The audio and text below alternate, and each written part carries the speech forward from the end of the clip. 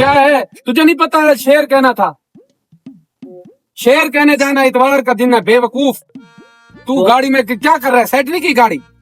चलो चलो बहुत चले आओ, चले आओ, आओ।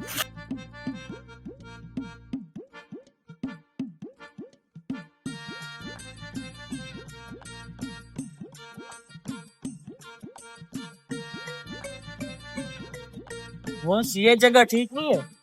ये शेर कहने के लिए जगह ठीक नहीं है, आगे चलते हैं, गाड़ी यहीं खड़ी रहे। बॉस ये जगह ठीक है शेर कहने की। यार इतना सफर करवाया है, ये जगह ठीक नहीं है। ये भी चलो, ठीक हाँ, नहीं है। आगे चल।